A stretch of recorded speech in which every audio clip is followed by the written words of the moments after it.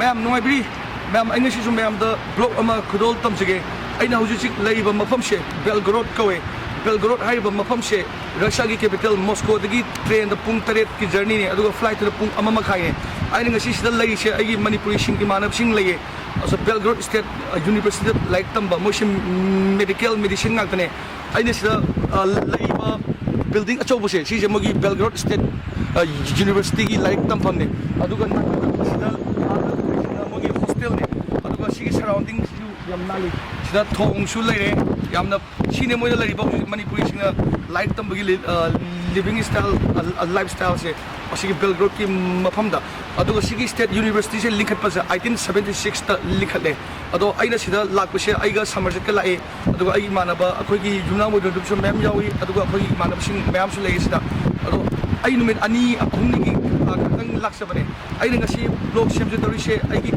content se ai asigi city se kama mai to ke se asi matang tai uchar ke aduga yamna interesting koi bamna belgrade haiba wai se russian ne bako bel haibadi white haibane gorat di city white city hai sigi belgrade se bagi limestone wi chok kumba I bagi shap se moina white ki puthok lam ne na hai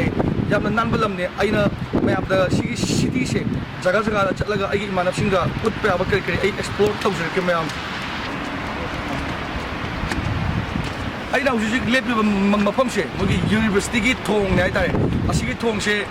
hujik kun ta bine ko summer to su yamna phaje do sigi daga board ka thorga moi mogi function gi matam da yamna nale so hai nei adu ada uri se university gi mogi sport complex ne ba odo belgrade se like tam ba yam nuai ba mafam ne sida hostel asida lairaga aduga sida na university asida thambire aduga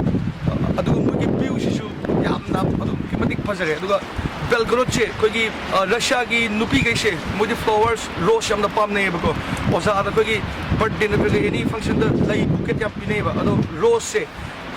belgrade sisu russia ki manung da khwai dagi rose yamna sarga puthokpa city ne ga su smaina hai nei sidana narjit chile lenin samje no ni kai ro no chile tu bin lai Ada di apa bento cek lagi pang bre bai. Usik lai ba phang da fa di asi je ma asi je mogi tutorial ne ba se un ta ba ki frozen oi gre si Sigi je. Winter da mayam je sidi da lepa ya kan da sap ya kan da thada bi da ko. Da thada bi sap ya kan da ukol oi da taw ne. Na pa da ni hau. si ja sao ga za ni Taw ne phagi ne ti. Hajik ti chatte sap ya be da da khang de ya da ma le ya ka da ko ka pa. aduga asi je asi belgrade ki sign si je asi university ki symbol do sumai oi adu thong sin na le asi nungdang do si khoi light thalam gania Lai se ang lai ni ko dei po sam tai ko to kap da mong tai sak da toi. sak pu da tu na le yam sin na le ado un tab ni camera mamang do un kar paksale ma'am Sigi phajaw sa se 2001 da sem gi ne se. asi se 2001 da sem. Ha na sigi keno je university je. So ale ram de ba. Ha. Mai na sigi university ki manung gi ko gi jom le ba. So mai tra ke se je uar hor me ba ha ba. Hor ma da gi si saram de ha ba da. Uar hor de gi utang lai tak tak le tem thoi di sar lai le ji ji. na le mane aina hujik lai ba mafam se mogi function to gum nai tare hogi victory day gum ba any belgrade ki aso function gum to gum se asi ga pat pa jaga se asi da to ina hai aduga asi gi mamang sida su murti angang amga mama amga swaina thambiye aduga nakanda da hogi ice skating russian sing hoyu sana bi ai tan daga di hogi yaro na un da mina asi se ice skating to gum ne ba ado akhoi di to rage un yamna ta ma yadre ba hogi do murti russian sing di to we sida asi sa be do sa moi matam lena ba dil leninga ni sis pamjar la dum dil len be kem singna bale ro sis dil len ba Anywhere anytime. na le asi paisa phire ne to do jo phide din na tre da ga de no ma'am asidal lady se ko mogi belgrade ki amna maru oi ba mafam amane ba asi se gari ne ba ko sida khoi ki pung sul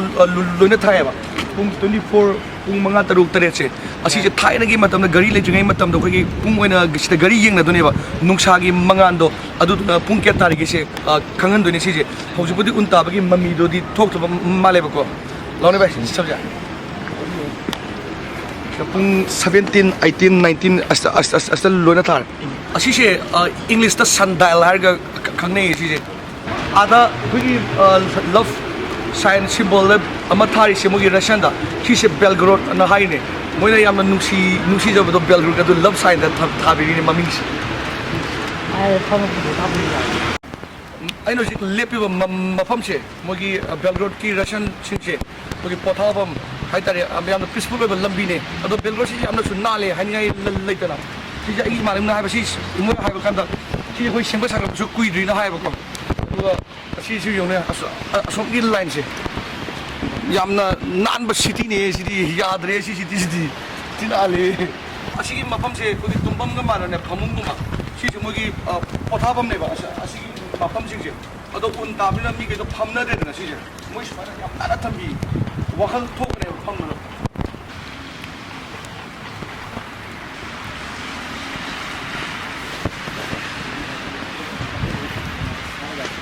ma'am asi moi sma yo thambi to changbam ma welcome this style ka zulai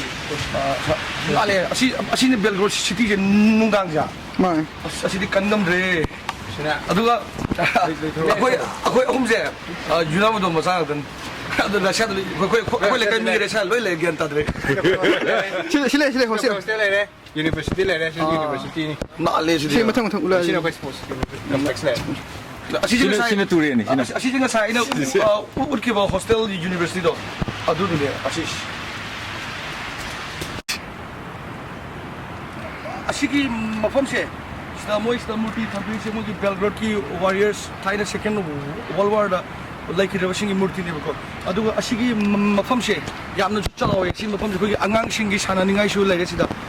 ko ki aduga nakanda na football complex lai aduga nungdang da chatpa ganda si se mai su mayam thale nungdang da chatpa ganda yamna phada su male si mafam se asagi mafam se yengba su phajai aduga asi se mamang da si turel ne ko sida ko ki summer da boat nu su thongne na hai da ho ji un ma ta lai chatpa ya ro puthani aduga ara su tv ko ki thaina world cup to gi besida mamang gi chehi da asi world cup ki to bun ni swai aduga asi gi view si yeng ne a su thong ama su lai sida mo gi family de ki couple sing ju adum chatna ba male nganu bo ada do mo chali gen couple di la nganu bo chala ada nganu ani lai ja di da I know it label mafam se Central Square ko ko ado mafam se yam phase hoji weather siga aduga nakan jidana bagi shamsa chabam lege yamna ho shamsa ne hai manaw sinu pida taste ona aduga maning dana Lenin gi park amalai ado asigi view se asi view se fatare un ta ma phone ta ni na I am Belgorod la gi first street food ne chai adu lo apoi indar jika apoi legai ni ai được sang nhau hầu cái lúc học rồi I blog se sai da lotion jage I ring asi smaina Belgorod ki matang do uchari se I am khangai dina I kem khang de ko I gi imana ba manipuri sina sini moina hairaga I sum boys with boys ti I gi thadok pa ne ba ado khang budi moina mayam khange aduga I lak buda I gi Belgorod ki manipuri sina phasna welcome to be I thagat chari aduga ngasi de mayam lapna re se ado I ne he haiba lapna me da 10 bida ne haiba why se Russian gi why ne ba adugi spelling je sile 10 bida ne yai phare mayam makhal bok thing ne